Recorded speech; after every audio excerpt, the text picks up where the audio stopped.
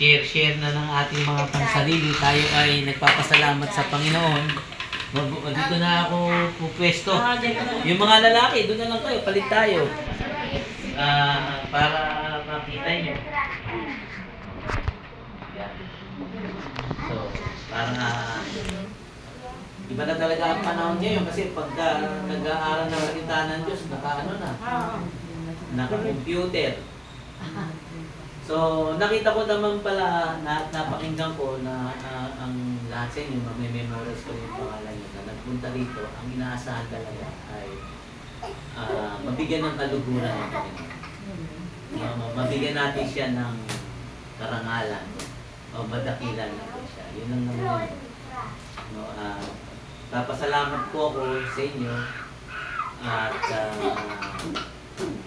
pinaulaan nyo si Ate Edna. Kami nag-usap, naglalangin, ilang beses, ilang linggo. Magkaroon na ng gawain dito sa bahay na spiritual gathering. At natuloy na. No? Purihin ng Panginoon, di ba? Talampakan natin ang Panginoon. So talagang mayroon siyang plano. Lagi namang may plano ang Panginoon, may gagawin siya sa buhay natin. At ako rin, nagpapasalamat sa Panginoon na nakalipat na ako sa bahay ko. Dito, ang tagal-tagal na panahon, no? Na kung saan ako na punta-punta na. Oo nga eh. So, alam niyo naman yung istorya niya, no? Pero gayon pa man, ang Diyos, may kanya-kanyang panahon. Kaya siguro ako dinala ng Panginoon dito. Marami na ako napuntahang lugar para mangaral, kung saan. At yung muling-muli nga ay doon sa Samar. Doon po ako nagsimula rin. Sa bahay din, ganito rin. Kaya lang, siyempre, hindi naman ganito kaganda yung bahay doon. Diba? Doon pugo, kahoy, diba? Lupa. Pero, naka-3 taon mahigit din po ako doon. At iniwan ko na po yung iglesia doon o yung church doon. Na sinimulan ko talagang wala. Noong panahon ng pandemic. No, doon ako nang humayo. Kung kailan panahon ng pandemic at lockdown, doon po ako nangaral ng salita ng Diyos. Nagbahay-bahay, kumatok. At talagang sinunod ko kung kalooban ng Panginoon. 3 years mula ngayon, mahigit ako. Ay meron na pong pastor na nag-iwan doon. Si nanay ko, no, marami na rin pong malamang. Nagsimula din lang din po sa mga kagaya nyo na mix, may kabataan, may katandaan, o may matandang-matanda na nakikinig. So ngayon, di ko na po papahabain yan dahil alam kong kayo po ay talagang nagpunta rito para makinig ng salita ng Panginoon. No? Kaya tuloy na natin itong ating gawain. So, ang topic natin ay ito. Our greatest opportunity to encounter. Yung mga kabataan, alam ko malilinaw pa ang mga kasayan. Minsan, papabasahin ko kayo dito. May English kasi puro English to eh. So, pwede naman siguro kayo magbasa lang, di ba? So ngayon, yun nga yung ating topic ngayon, our greatest opportunity to encounter. Pag sinabi nating encounter, no, yung sa Tagalog niyan ay encuentro. No, yung naka-encuentro, parang meron kang na-encuentro. So, ganyan ang ano yan, ang parang engagement. No? Kasama ko yung encuentro, ibang ibig sabihin yun, parang encuentro ng sundalo at saka alam mo na, yung at saka yung mga tiga baw-baw, tawag nila, tiga-bunso. So, ngayon, so, tuloy natin itong ating ano natin. Yan. Alam nyo, ang buhay natin, no, sabi nga, darating ang panahon. Walang sino mang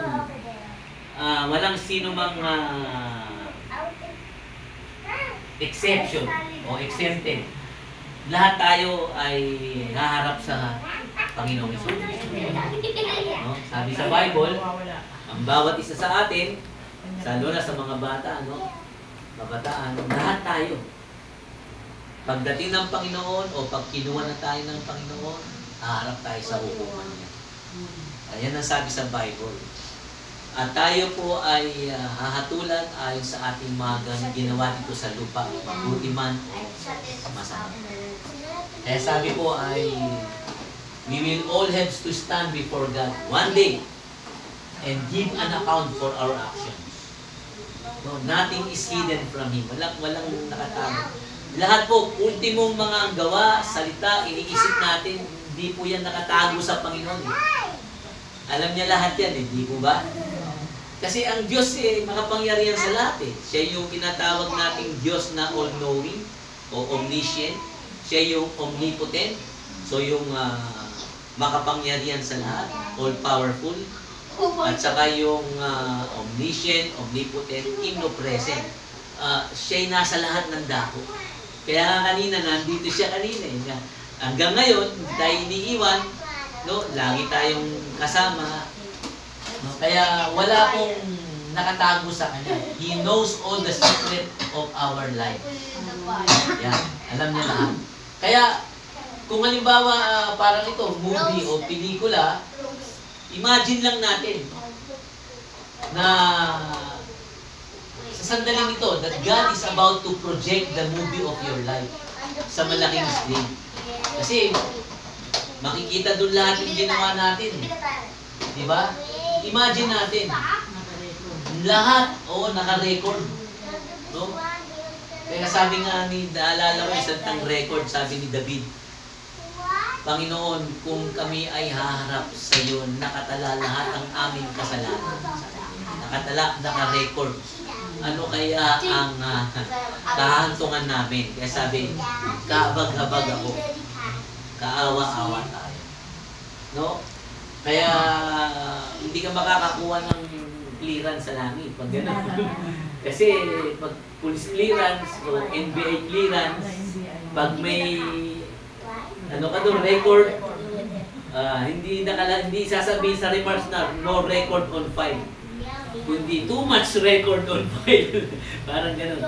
Hindi sasabihin sa NBA na no derogatory record na walang ginawang hindi maganda. Hindi ka naging law-abiding citizen. Okay?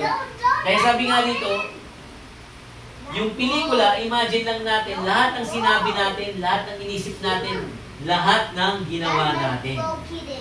No? Pati yung mga sikreto. No? Makikita lahat. Ano ngayon ang pakiramdam mo? Kayo po, ate ko. Ano magiging pakiramdam mo? Yeah. Pag gano'n ang nangyayari, ang magiging, how would you feel? Kabado. Ha? Kabado. Sa iyo naman, Jester. Kabado po. Kabado rin. Diba? Nakakakaba talaga, di ba? No? So ngayon,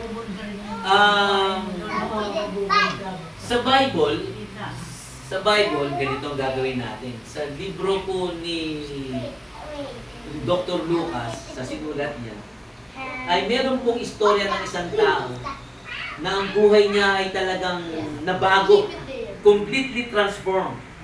No? Mula nung na-encounter niya si Jesus. Mula nung na-encuentro niya, na-engage siya kay Jesus.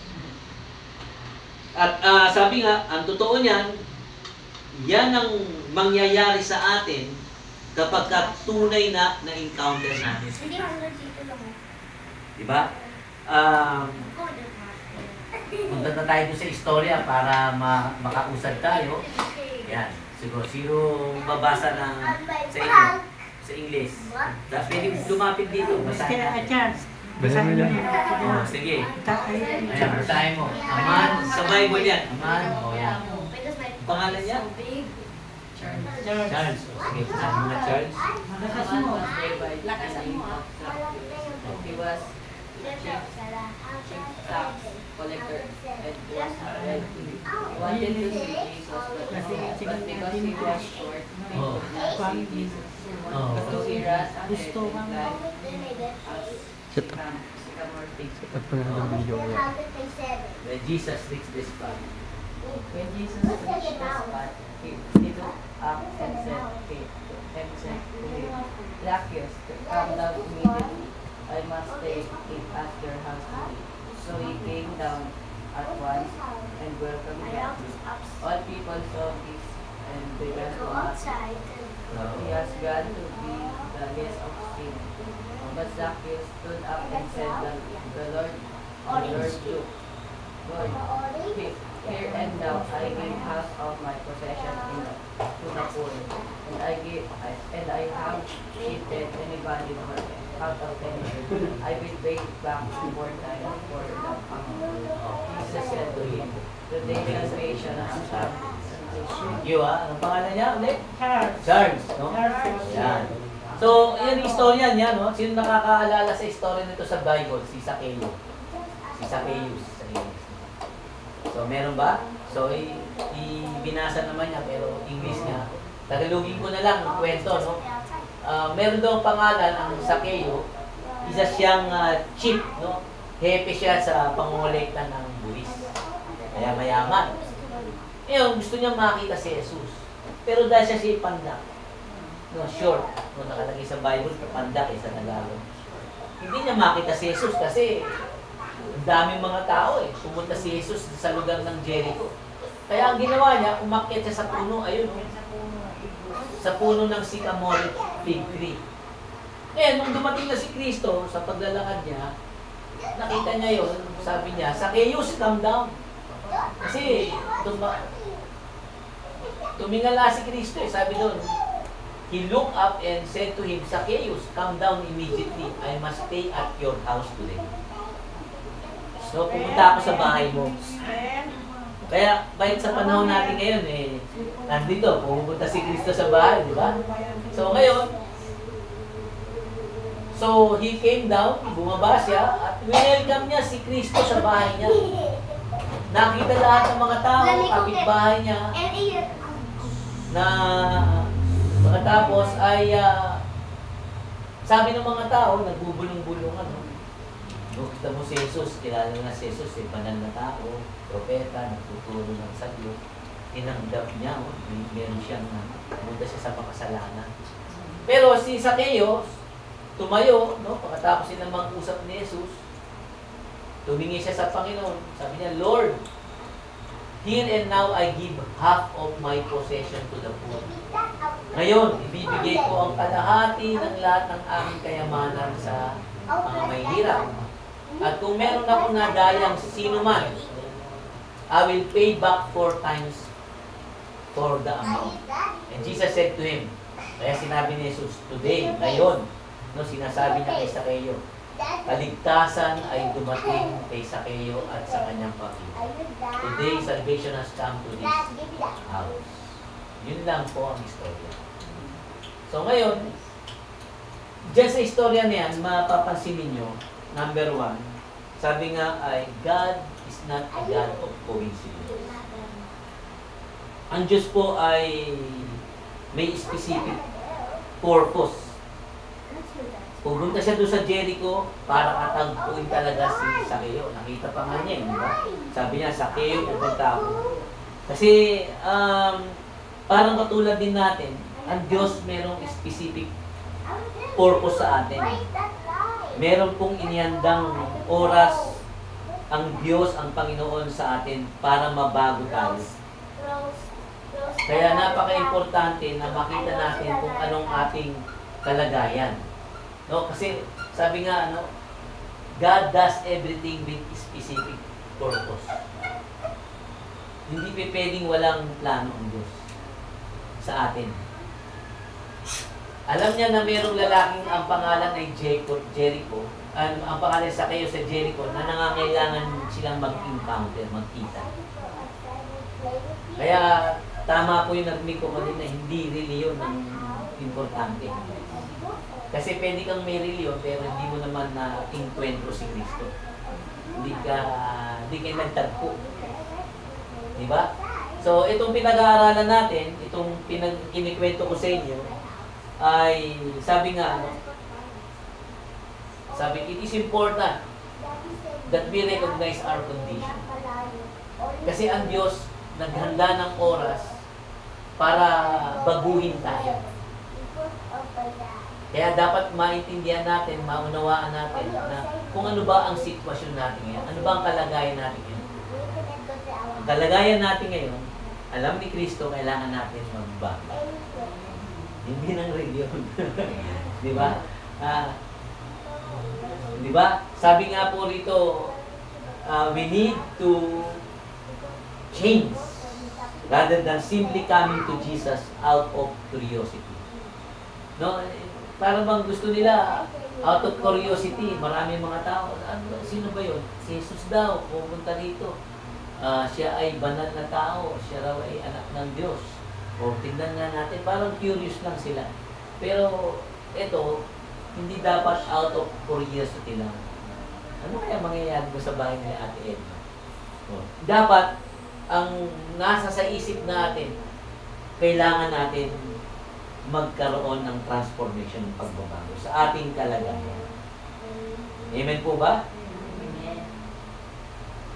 No, kasi itong si Zaccheo, ano ba ang kalagayan niya? Si Zaccheo, sabi doon, siya ay chief tax collector, collecting heavy taxes.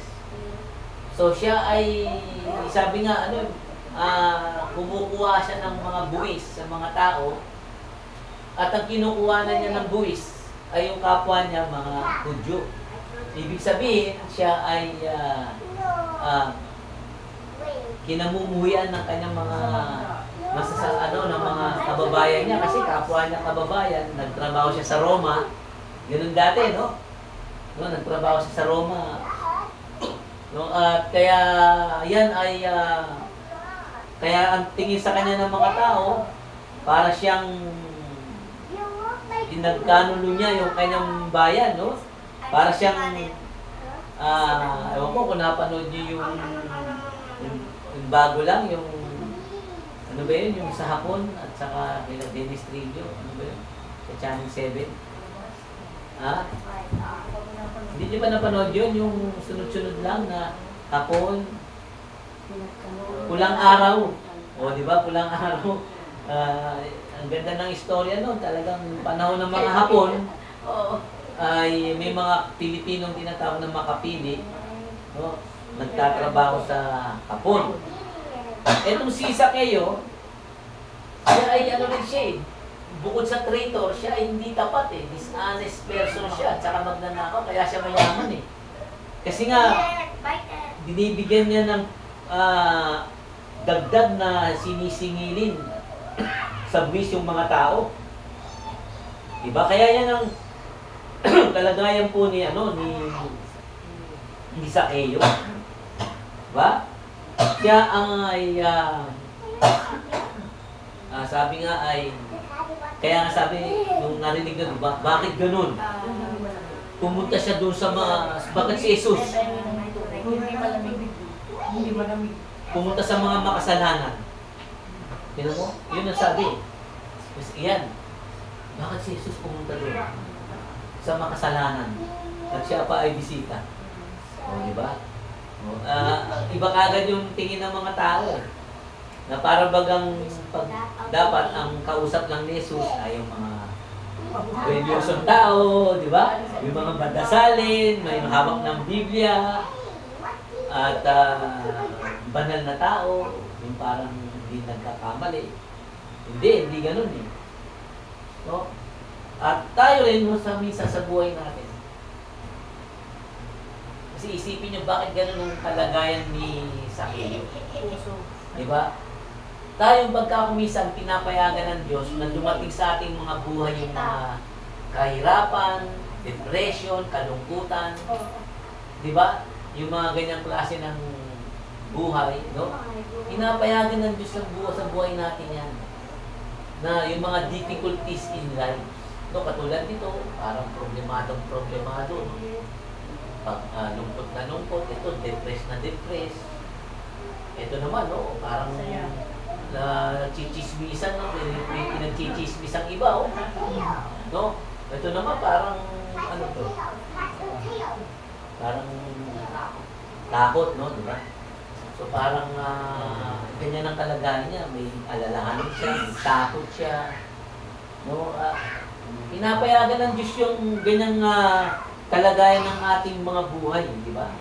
Para nga, sabi nga ay maisip natin na kailangan natin magbago. Kailangan natin si Jesus.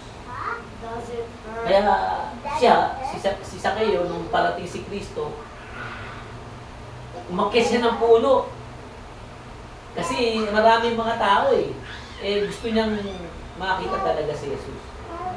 Kaya yung una, alam niya yung kalagayan niya, hirap na siya sa kalagayan niya, kahit na siya ay may kaya, mapera, pero hindi masaya ang buhay niya. Mabigat ang parang nandun yung guilt sa buhay niya. Kasi yun hindi siya handa na pag namatay siya o pagka pumunta sa mamarap kay Kristo, tiyak na hindi siya pwede na humarap. Mahahatulan na siya mapunta sa impyerno. Marahil, no? Kaya, siyempre tayo, hindi namang nais ng Diyos na mangyari sa atin yun. So, gusto niya makita si Kristo, yun ang ibig sabihin ng encounter. Gusto kong ma-encounter ang Panginoon. Kaya yung encounter ay isang unang hakbang na ipinapahayag mo ang iyong pagnanais o pagnanasa na magkaroon ka ng pagbabagong buhay sa pamamagitan ng Jesus. Hindi na ngayon. Okay? Si Jesus. Diba? Si Sakeo, marami siyang narinig tungkol kay Jesus. Siya ay banal, siya ay tagapagturo, great teacher, master. No, marami siyang pinagaling na may sakit. Si Jesus may binuhay na patay, pinakain niya mga libo-libo. Maraming mga himala na balitaan niya. No? Kasi well-known si Jesus Christ all over Israel at that time. Isipin niyo ba naman, di ba? Yung mga ginawa ni Jesus. Pinakain niya yung 4,000, 5,000, bumuhay ng patay, lahat ng may ketong pinagaling, walang may sakit na hindi gumagaling, pati yung mga alagad niya, no, marami, hindi na natin iisahin, pero ayaw lang niya basta mapakinggan yun. No, yung iba nakikinig lang o nagbabasa lang, o gusto lang sigurong makinig sa radyo o kung saan. Pero ayaw nilang makita si Kristo, ayaw nilang ma-enkwentro si Kristo. Si Sakeo hindi. Siya gusto niyang magkaroon ng personal na encounter with the Savior.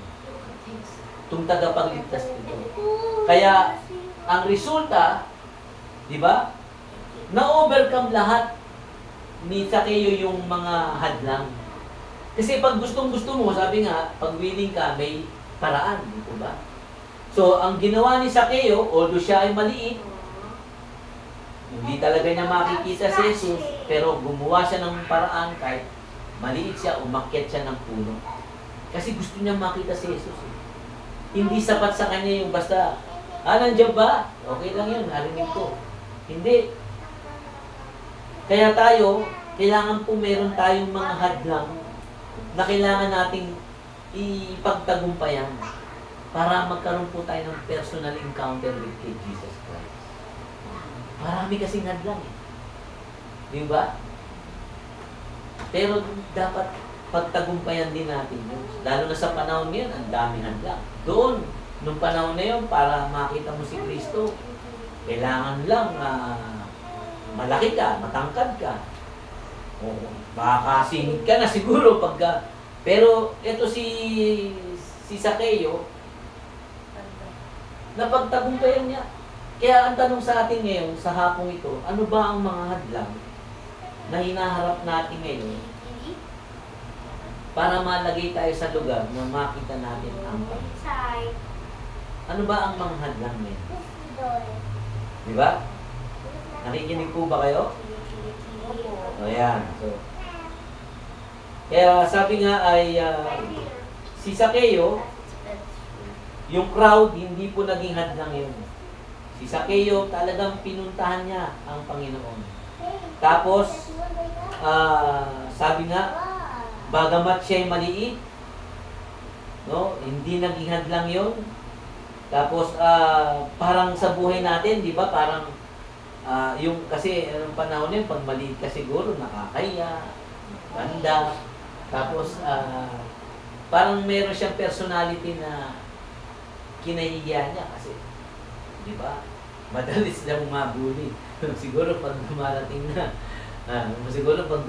si Zaccheo, naisip ko yung kinakanta nila, hi ho, hi ho, hi ho, hi ho, yung, kasi yun yung mga, sa Snow White and Seven Dwarfs, di ba? Yun yung kinakanta ng mga pandak. Kaya may dumarating sa pandak niya, hi ho, hi ho. Di ba parang ang galing mo mambuli? Naman, di ba pag nasa school, minsan pag may dumadaan, pangit, o hindi maganda, o, di ba? Parang ayaw, tara na, uwi na tayo. Dumating na eh. Parang gano'n, ang gagaling mang asar ng isa ng mga tao eh. Pero si, sabi nga, perhaps, sabi nga, ay,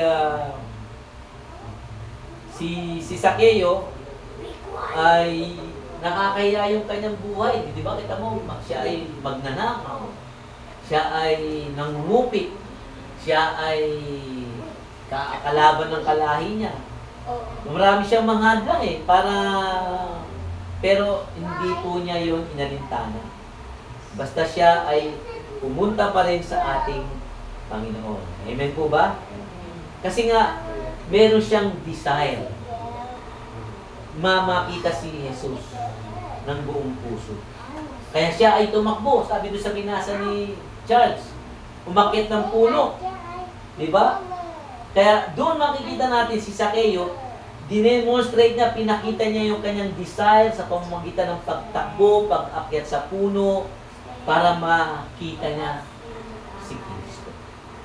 He wanted his encounter right away. Gusto niya kagad makasalamuha ko na, makadaupang palad ko na si Kristo. Hindi ko na patatagalin to. Diba? Pupuntahan ko na siya. Kasi baka ito na lang yung pagkakataon eh. Diba? Hindi nating masabi ang buhay, no? Ayokong ma-miss ito. Ayokong malagpasan ako ng blessing. Kaya sabi niya, kailangan na yung obstacle nito ng mga tao, pandak ako, malit ako, yung personalidad ko, hindi ko iintindi niya. O, nakukuha niyo po ba yung ibig sabihin? Na para matanggap natin yung blessing, katulad ng tinanggap ni Zaccheo, at pupunta si Jesus sa buhay niya. Diba? Sa bahay niya. Alam ng Diyos yun yung ganung ginagawa ni Zaccheo. Kaya nga pagtapat nga ni Kristo dun sa puno tinawag niya, Zaccheo, pupunta ako sa bahay mo. Isipin mo, kilala niya si Zaccheo, hindi naman sila magkababata, hindi naman sila magkakilala. Kasi si Kristo naman, alam niya lahat ng mga bagay. Walang sino man makapagkikwento sa kanya kung sino ka, alam niya, kilala ka mo. Oh. Kaya nung pagpunta niya, alam niya yung pinagdadaanan ni Zaccheo, alam ng Diyos yung kahiyan na binabato sa kanya, mapakaliit na ng niyang tao, napakaliit pa rin ng tingin ng mga tao sa kanya sa ginagawa niyang trabaho. Ganyan ang kalagayan ni Zaccheo. Pero si Kristo nakita sa kanya yung kanyang desire. No, parang katulad nyo, kaya nga tinanong ko kayo, anong nabalita, anong naging pakaramdam nyo nung sinabihan kayo ni Ate Edna na meron tayong gawain dito at makikinig kayo ng salita ng Panginoon, mananalangin kayo, papanalangin kayo. Na-excited ba kayo? Inisip nyo ba na, naku, parang ganito, makakatagpo ko na naman ng Panginoon. Dating nakatagpo ko, baka maya, nawala na naman. Ngayon, katulad yan, yung mga kabatang to, sabi niya, first time. So, ito yun. Parang si Zaccheo, first time lang din niyang makita si Jesus. Sa dami ng mga tao, sabi ni Jesus, Zaccheo, huwag ka. Punta ka sa bahay mo.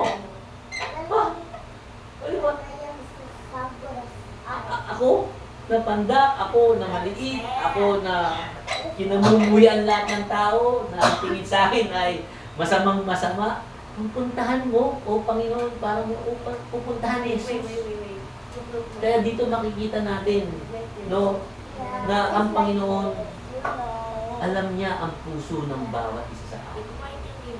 Nakikita ni Jesus ang puso ni Sakeo bago pa man siya pumunta rito, na ganun na lamang ang paghahangad ni Sakeo na makilala niya na ang dapat niyang makilala. Kasi ano po mga kailangan niya? Mayaman siya. Wealthy nga eh. Nabibili niya ang gusto niya, nakakain ang gusto niya. Pero hindi siya masaya. Hindi pa rin siya kumpleto. Hindi pa rin hindi pa rin siya successful tingin niya. Kahit na mayaman na siya, may pinag-aralan pa. Ikaw ba naman ang nagtatrabaho dyan sa gobyerno, sa BIR? Ano ba? Tax collector? Ha? Sa tax, BIR? Matitindi nagtatrabaho ngayon dyan. Hindi lang sa pag-ibig. O, ikaw lang, magtrabaho ka sa SSS. Eh. Yung pa kaya sa BIR. Naku. Kaya nga sila Pacquiao, sinulatan ng BIR eh. Wala, ang laki ng binayad nila. Pag sulatan ka talaga nun. Pag wala kang bayad. Kaya nga po, sabi nga natin, yung encounter is a personal experience and opportunity to meet with Jesus. Naulitin ko yung encounter, yung encuentro, yung ma-encuentro mo si Kristo. Yan ay personal. No? Personal mo yung experience. At pagkakataon na makita si Kristo. Kaya nga yun yung ating topic, our greatest opportunity. Wala nang iba pang pinakadakilang pagkakataon kundi ang matagpuan mo si Kristo at matagpuan ka rin ni Kristo. Ano sila eh? Diba? Kaya yun yung ibig sabihin ng tinatanggap. Yung iba sabi, tinatanggap ko si Kristo. Kaya problema naman, hindi ka naman tinatanggap ni Kristo. Tinatanggap mo si Kristo, hindi ka naman tinatanggap. Kasi wala kang katulad ni Sakeo na wala kang ka-action-action eh. Hindi mo naman gusto talagang makita si Kristo, puro ka lang salita. Wala naman sa gawa, ngawa-ngawa lang ng ngawa. Tinatanggap ko si Kristo, pero wala naman sa puso.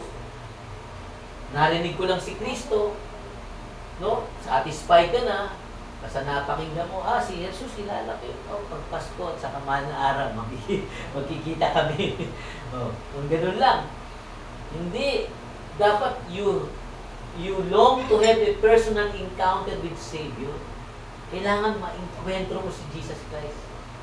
No? At para mangyari yun, kailangan pagtagumpayan mo, you overcome yung obstacle at desire to see Him. Kailangan nandun yung yung desire, pagmamahal. No, kaya nga sa Bible, dalawa lang ang utos eh. Hindi na maraming utos ang kapal ng Bible, pero yung Bible na yan, dalawa lang yan. Anong utos? Sabi ni Kristo, mahalin mo ang Diyos ng buong puso, isip at kaluluwa, at mahalin mo yung kapwa mo. Yun lang. Kaya masyado nagbabasa ng Bible eh. Okay yan, pero kahit na anong dunong mo sa Bible, kahit memoryado mo pa yan, pero hindi mo namang mahal si Jesus with all your heart, mind, and soul, dapat makita sa iyo yung desire. Kasi kilala ka naman ni Jesus eh. Kilala ko to, hindi naman ako mahal nito. Di ba? Hindi ako mahal nitong tao to. Kasi sabihin niya, I love Jesus. Hindi mo mahal si Jesus. Diba? Kasi wala ka namang desire. Hindi ka namang gumagawa ng paraan para makita mo ako, matagpuan mo. Eh si Jesus, kilala ka niya. Nung makita niya si Sakeo, kilala niya yung puso ni Sakeo, talagang nag-effort. No? Kaya sabi ni Kristo, I must stay at your house. Mag-i-stay ako sa buhay mo, hindi lang sa bahay mo. No, kundi Sakeo, pag ako ay pumasok na sa bahay mo, no, ang mangyayari ay mag-i-stay ako hindi lang sa bahay mo, kundi forever sa buhay mo. Amen po ba? Kaya ganyan yung ano eh. Kaya ganyan yung ibig sabihin po ng encounter. Pag na-encounter natin ang ating Panginoon, di ba, ay magkakaroon na tayo ng pagbabago. Kasi titira na si Kristo sa buhay natin. Mag-i-stay na siya ang Panginoon forever. Amen po ba? Hindi lang po si Kristo na dadaan sa iyo, pupunta sa bahay mo, tuturuan ka. Hindi, si Kristo no ay hindi lang pansamantala sa buhay mo, kundi ang nais ni Kristo ay yun nga, relationship. Relasyon. Hindi yung, okay, kita tayo, di ba? O, sign mo nga to. Firma ka na lang dito at sama ka na sa, member ka na doon sa aming reliyon, ha? Sa tinatayo akong Kristyanismo, hindi. Ang gusto ni Jesus, relationship na magtatanggal hanggang eternity. At kapag ka tinanggap mo si Kristo, pumasok si Kristo sa buhay mo, you will never be the same again. Amen po ba? Basahin nga natin to. You will never be the same again. Ulit, basahin nga po natin, sabay-sabay tayo. You will never be the same again. Sabihin mo sa katabi mo, pag na-encounter mo si Jesus, magbabago ka. Sabihin mo. Sabihin mo sa katabi mo. Sabihin mo, sige. Pag na-encounter mo si Jesus, magbabago ka na. Mas balik mo naman sa kanya, ikaw din. Sabihin mo, ikaw din. Ikaw din, di ba? Ha? Kasi ang gusto ng Panginoon, relationship eh. Kaya si Zacchaeus, nakaranas siya talaga ng kumpletong pagbabago. Zacchaeus experienced real change. No? Kasi po, sabi ni Zacchaeus, di ba, nabasa natin, sabi niya, Zacchaeus changed completely when he met Jesus, surrendering all his material possessions and fully letting go of his life. Sabi niya, Lord, sabi niya, no, ibibigay ko na yung kalahati, hindi lahat ha. Kasi yung iba, nagtuturo, pag tinanggap mo na si Kristo, may relasyon ka na, ibigay mo na lahat ng kawian, ang kayamanan mo. Hindi, sabi ni Zacchaeus, ibibigay ko ang kalahati ng aking kayamanan. O, hindi yan ang utos sa iyo ng Panginoon, hindi kasi Zacchaeus ha. Iba ka ang utos sa iyo ng Panginoon, iba. O, kasi, wala, ano akong kayamanan, ano bibigay kong kalahati. O, di ba? Kaya depende yan sa kung anong sinasabi sa iyo ng Panginoon ngayon. Pero sabi nga rito, sinurrender niya ang kanyang buhay. Pinakita doon sa istorya niyon na kayang-kaya niya, handa niyang isuko ang lahat, kalahati ng kanyang kayamanan, ibibigay sa Panginoon, sa Diyos. At kung meron siyang nadaya, 4 na beses pa niyang isusulit. No? Kita mo ha? May pagbabago talaga. May pagbabago ba na nangyari kay Zacchaeus? Pero, hindi po ba? Kaya nga, you will never be the same. No, talagang nagbago ng lubusan si Zacchaeus. Kasi nga po, siya po ay nakatagpo ng Diyos sa buhay niya. Na-experience niya ang kaligtasan. Kaya sinabi ng Panginoon, no, dumating na sa bahay ni ngayon. No, dumating na sa bahay na ito ngayon ang kaligtasan. Na-experience po ni, kaya po yung kaligtasan, yung salvation, na-experience yan. No? Today, sabi po ni Jesus Christ, salvation has come to this house. Because this man too is a son of Abraham. Kaya sabi ni Kristo, ako'y naparito upang hanapin ang mga nawawala. Amen po ba? Kaya si Kristo napunta rito eh. Para hanapin yung nawawala. Baaring naandito ka ngayon kasi ikaw yung hinahanap ni Jesus. Gusto niya maikwentro ka. Gusto niya ma-encounter niya. Gusto ni Kristo na ma-experience mo. Hindi lang yung alam mo. Kailangan maranasan mo yung kaligtasan. Yung kumpletong pagbabago. Ha? Ang ibig sabihin po, no, it means death to life. The plan of God of your life, no, is salvation. Kaya nga ang plano ng Diyos sa bawat isa sa atin, kaligtasan, kaligayahan, kasaganahan, family restoration, healing, kagalingan, prosperity, kapayapaan, freedom, no? Purpose. Yan ang nais ng Panginoon sa atin. At yan ang hindi ko kayang ibigay. Si Jesus lang po makapagbigay. Hindi rin kaya ng reliyon yan. Kasi matagal ng maraming reliyon. Panahon pa ni Kristo, may reliyon na eh. Hindi na yan eh. Pero si Kristo. Kaya ngayon, may narinig ko kanina na hindi ako magpapalit ng reliyon. Walang problema dyan, kahit dyan ka na habang buhay.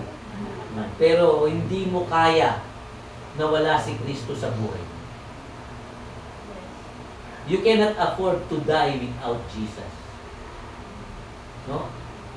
Maaaring hindi mo kailangan ng reliyon ng born again.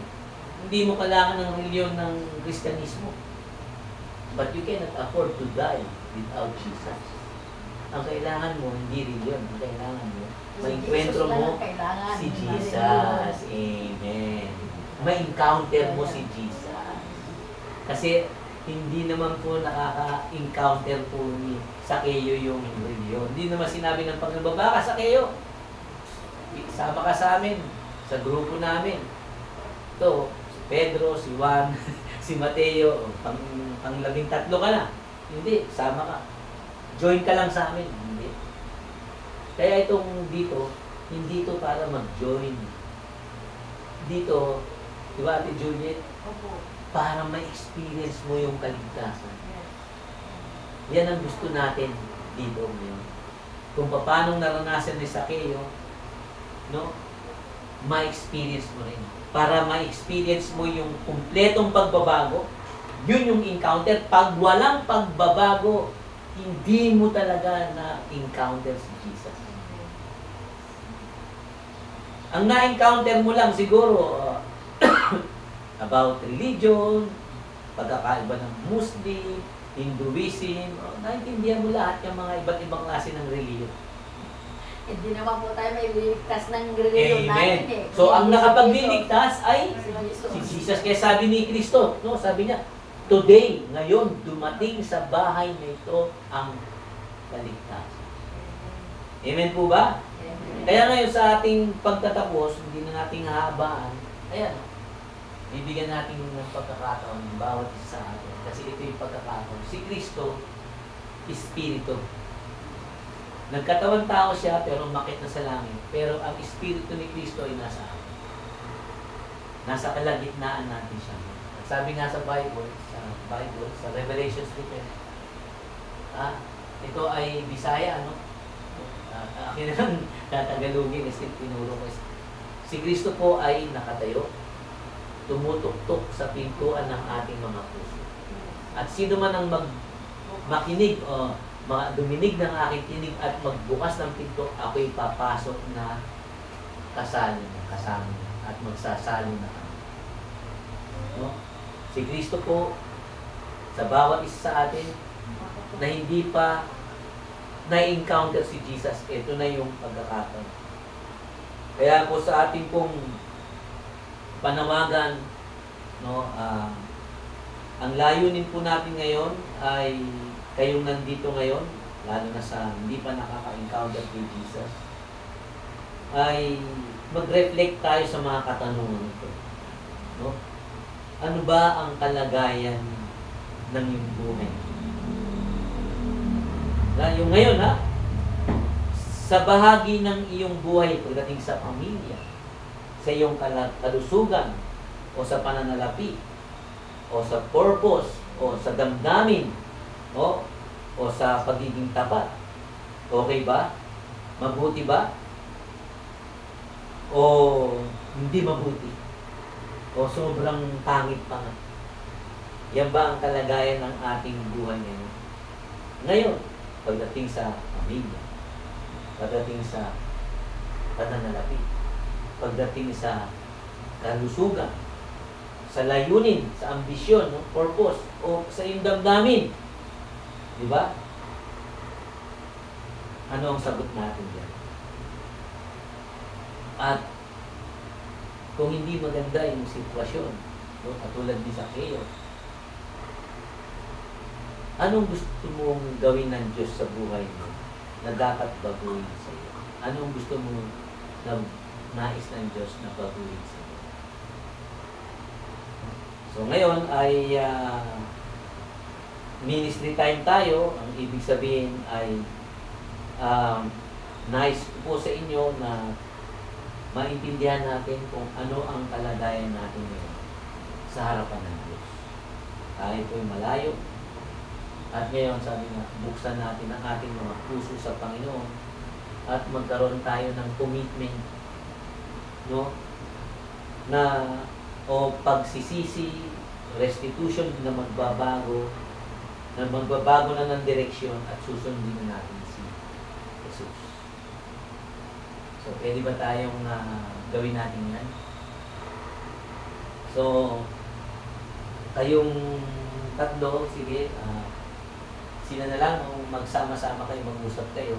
Yun nga, buksan natin yung ano bang kalagayan mo, i-open mo. May lang ministry time tayo na ikwento mo kung anong kalagayan ng buhay mo ngayon.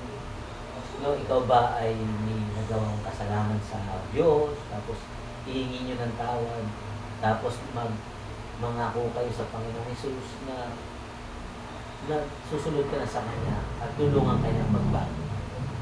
Okay, sige. Mag-usap-usap na kayo.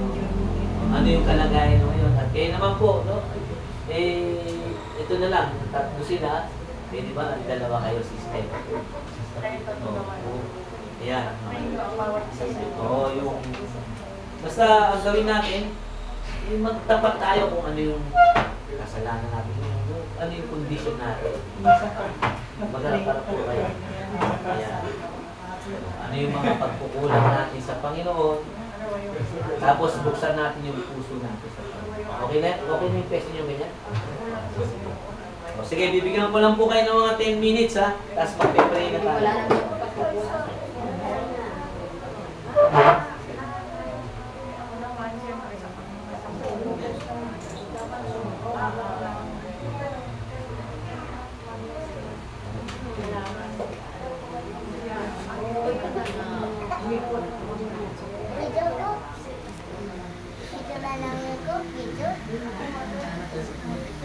Ako yung picture ha.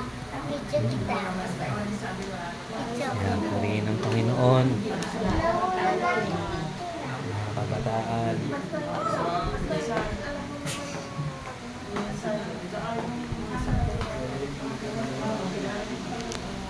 Lahat naman tayo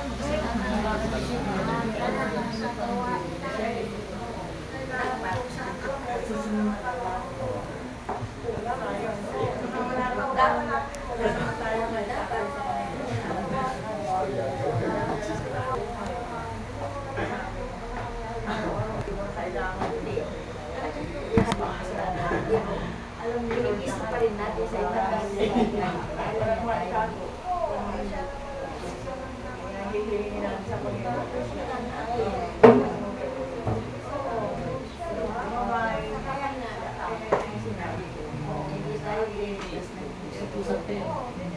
May kausap na pag-aralan natin.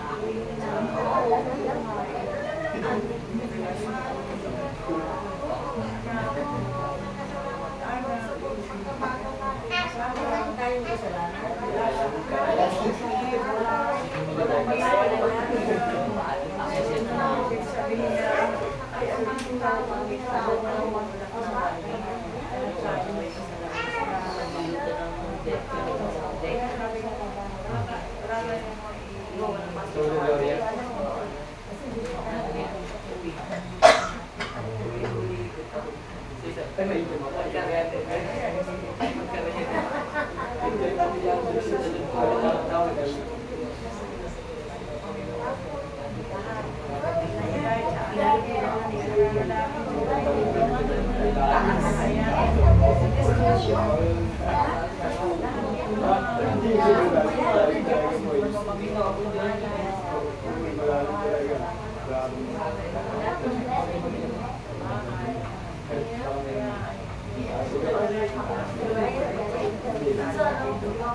kayo talaga? Kasi ang talaga yung lasa ng talaga sa Paris.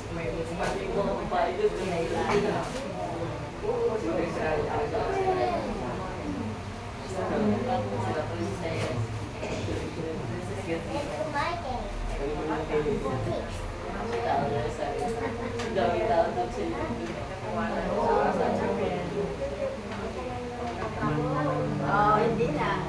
Alam naman ni Roger eh. Hindi lang hindi naman niya nagsabi lang. Nagsabi lang.